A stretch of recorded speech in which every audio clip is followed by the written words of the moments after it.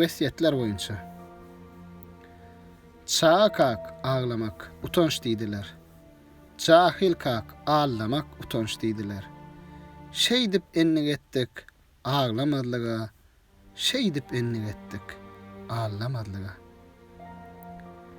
Diýdiler köplükde gägirmek aýyp. Diýdiler köçede syýgyrmak aýyp.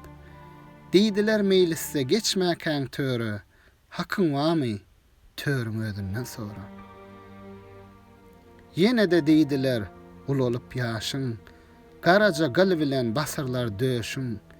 Döşüňe bitýänçe şol güllidiler, günäň geçerler, ogullidiler.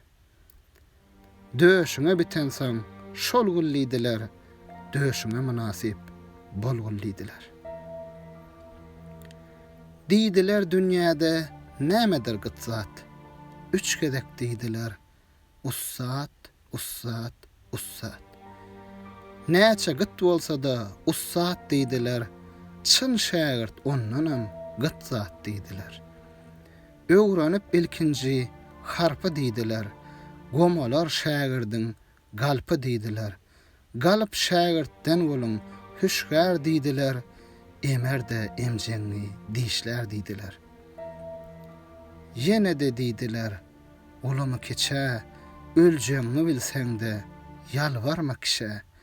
Diňe bir adama ýalvar diýdiler, onuň amadyna dilber diýdiler. Aýyp däller, nädin çekmek diýdiler, nädin ýüzüň sogun akmak diýdiler.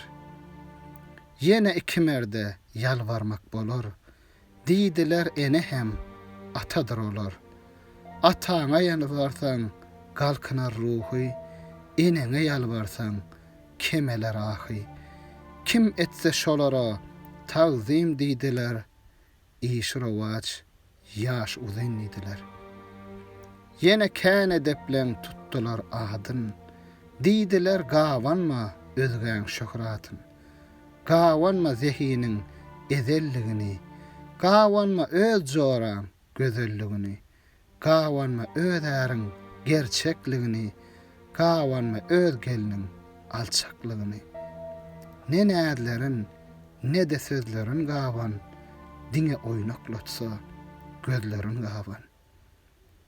Diýdiler erkekden belentdir aýal. O näme üçin diýip berdiler sowal. Jogabyn berdiler.